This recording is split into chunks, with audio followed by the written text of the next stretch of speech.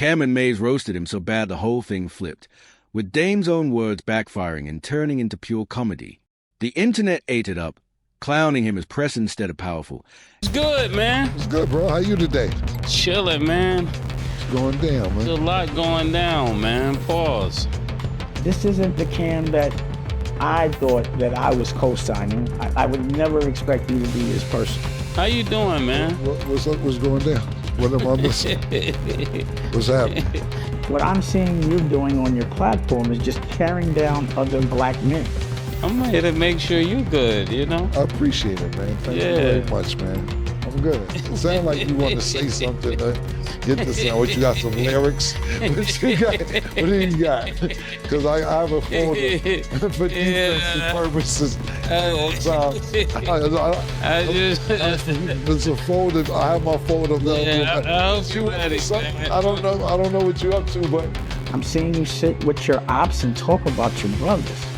OG. I'm on your team, you know? Good. You got the ping on today. I see. Both of you, actually. Yeah, so it looks like, man, I don't know what you up to, but I know you too long to know something's about to happen, but I'm ready. You talk about them when they're not in the room, and that's just not harmless. You probably step to somebody and challenge them in their face. Pause. Yeah, I was gonna ask you, can I ask you some things, you know? Good. Yeah, I mean, you know, how you doing though? How you doing? I told you I'm fine. I'm still doing fine from 90 seconds ago. I'm still doing great. You know, I just want to make sure you're good. My bad. I'm actually looking for the Good as that. Now I was looking for the Yeah. so now I can focus. Yeah. Be good, man. What's going on? I just want to make sure you well, yo. That's all. Yes, sir. How you doing, man? I'm doing good. Is it people out there that's not well? I have things that I want to say, and I think I want to talk clearly, so I'm not going to sit here and rip my teeth all day for all that, and I don't care. Get your joke. But know that right now I'm in my dentist office. Is it people out there? Yeah.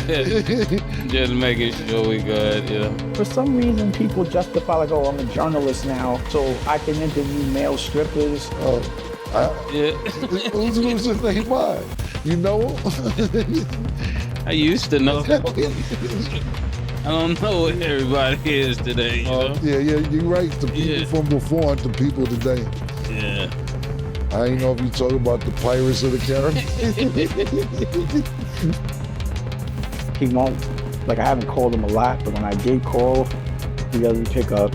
And I think he's publicly said he doesn't pick up my calls because he can't win this argument with me or, you know, over, I don't know. And the clip spread across timelines like wildfire.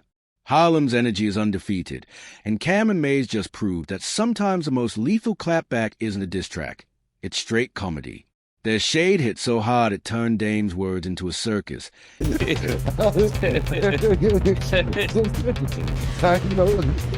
know who he was talking about, man. That's what I wanted to say, kid. You gotta chill out, kid. You gotta chill out, kid. You wild, man. For my birthday, you gotta chill out. You're wild. Ain't even your birthday month no more. I don't know what to say. You turning into a chatty.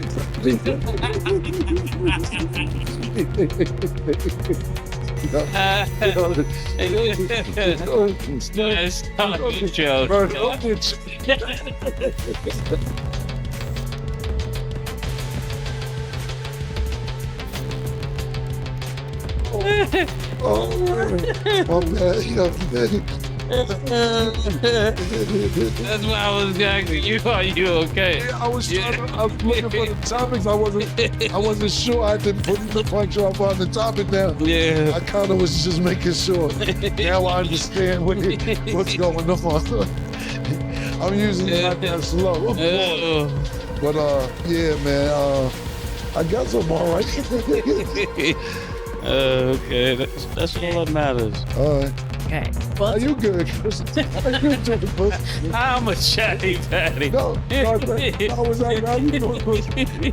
I heard somebody say You have a show on Revolt, but I'm confused because I spoke to you because you guys called me to buy The Reasonable Doubt or the Rockefeller Inc. and offered me like just enough where I wouldn't make any money, but y'all just wanted to with Jay-Z. I said, I'll do it because you guys can go. I don't really want to have any parts of it, but you need a plan so we can make some money. I want to edit it. I had $7 million on the table that I never closed, but I was like, just pass the plugs.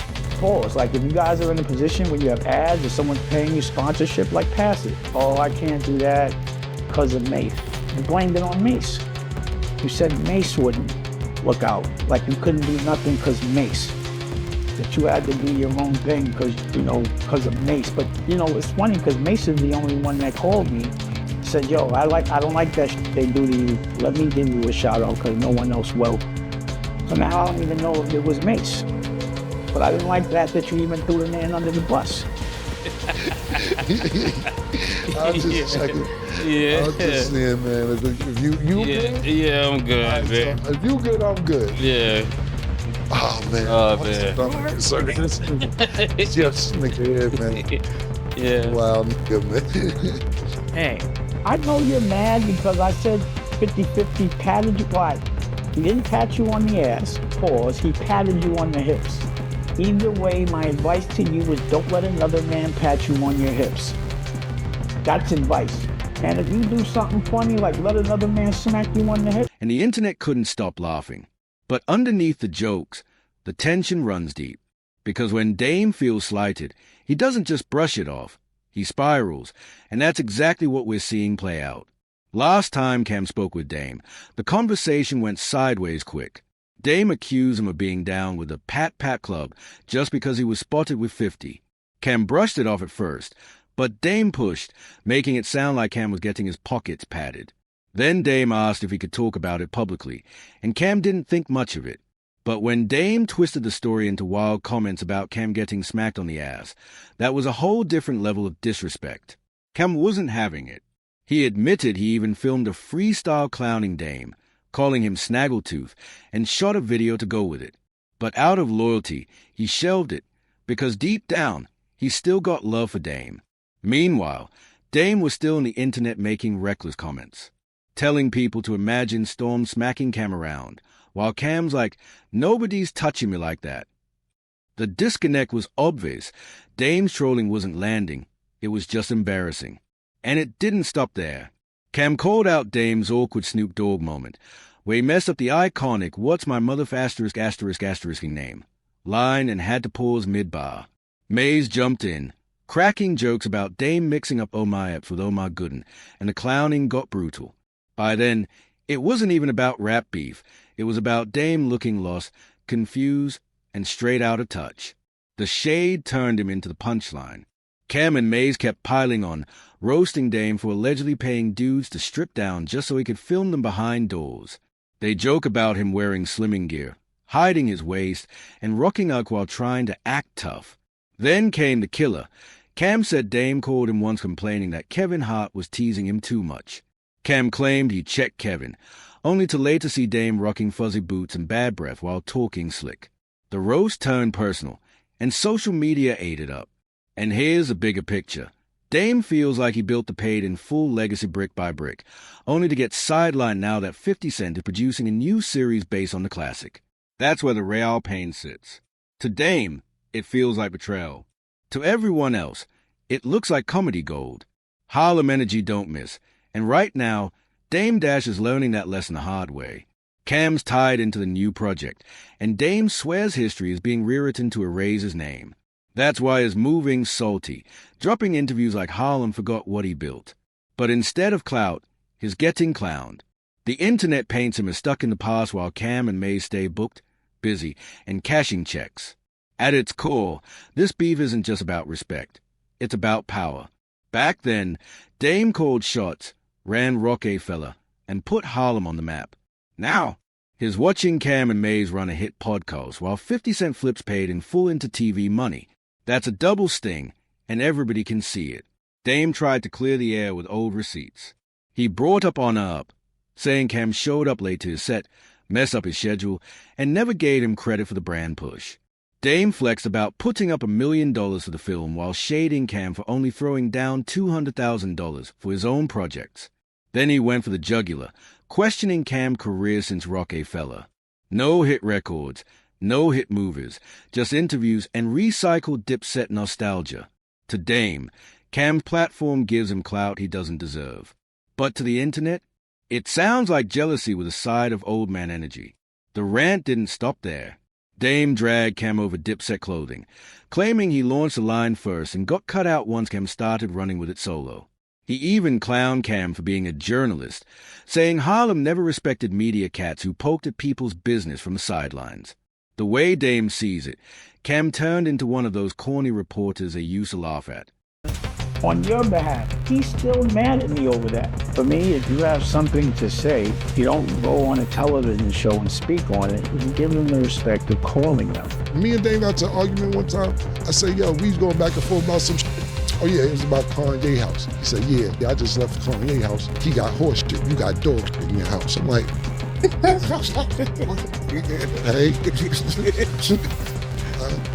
I'm like, okay, what's this about? Yeah, I'm just saying you ain't getting it like that. I'm like, dang, where are we going with this? He's like, I'm just saying, nigga, it took me 35 minutes from the driveway to get up to his house. I said, oh, dang, right, no problem. He said, you live in a little house. I said, dang, never been to all my houses. I said, dang, my crib in Florida is 9,000 square feet. Well, that's still little. That's a little house. 9,000 square feet, okay. Out of here, you ain't doing this, doing that. I said, Dave, I own all my houses. You don't own any of your houses. He said, yeah, you want to own a house in a recession. I said, that's the time to own them. Anyone can sound articulate and tough or confident when no one's there to challenge them. I just wish that we could have a conversation so that the things that you're saying so confidently, I could give you the right advice about your perspective on them. Like, I would never think that the Cam I knew would use his platform to sit with his old ops and talk about his brothers. Also, you're talking to Memphis Bleak on your platform about the presidency of Rockefeller. Number one, there was the vice presidency that we spoke about. But all we did was have a conversation between someone that I respected to be able to have a real conversation with. Until I got to talk to the rest of my crew about it, it's just called talking ideas. Where I'm from, it's not thorough to have a really private conversation and go to the radio and tell everybody before everyone else knows. So Bleak, keep it 100. Keep it 100. Yeah. Because I felt the little tension or whatever. But what was the vibe when he said, yo, and I announced it, did show, I think I'm gonna make Cam the president of Rockefeller. That's where the hate came. That's where that's like what? What just happened? Like well, with his name, but president of Rockefeller? Are you kidding me? And now you're saying something about the presidency, which is not true. Sitting with people that you used to disrespect daily, at least that's what I used to see, laughing about the fact that you misspoke, not caring about how much damage that caused to Rockefeller. Memphis Bleak told you that started everything. That's not some Harlem shit. That's some young shit. So now that I'm seeing how you're laughing at it, I'm wondering if you did it on purpose. And then you attacked my art. Dame got a movie called Honor Up. He's shooting it on 125th and 12th Avenue. I tell him I'm about to go to Jersey. Yo, stop by the set real quick. Stop by the set, show some love real quick. It's like 3 degrees outside. I'm like, all right, bet. All right, I'll stop by for a minute. Get over there. I'm telling everybody what's up, we freezing. I'm with Juju. Juju was my girl at the time, with Juju. Me and Juju freezing. Hey, what's up, everybody? Nah, go in the trailer. So we go in the trailer till Dame finishes shooting this scene. Dame comes over, yo, get Cam a fur. You in the next scene, Cam. Get a fur. Hold the fuck on. Get a fur. Nah, I just came support. Nah, I need you to do this scene. Dame, I didn't come here and do no scene. Oh, Juju here? Get Juju a fur. Get her fur. Both of them, they gonna put them in the nigga scene, the bitch scene. I said, Dame, I don't want to be in this movie. Oh, you gonna do me like that? Pause. That's what you gonna do? Word? You serious? Now the guilt trips on me. All I want you to do is one little scene. Fine, Dame. Fine. Now, Juju, you know how you look. Juju looking at me. You know how you look at when you with somebody. You looking like what movie? I didn't know I was gonna be in a movie me with this nigga. Now Juju got to go do a scene with the fur on and everything. We was planning on going home and just chilling. Now we in the scene. It's no lines. Yo, just talk and figure it out, everybody. Just talk some shit. Just figure it out. Now we sitting there acting like we talking. I'm cold. Juju got to do her scene. We go back to the trailer. We trying to rush out of there. Before we get out of here, we did this scene for this movie. We have no idea what the movie's about nothing. Dame like, yo, tomorrow I need you in Peekskill. No. Dame, no. No, I'm not coming to Peekskill. I need you to, yo, how you gonna do this scene? And I need you, man, you gonna f the movie up if you don't come do the scene in Peekskill. That's crazy. Dang, come on, Karen, it's a 50-minute ride up there, yo, just.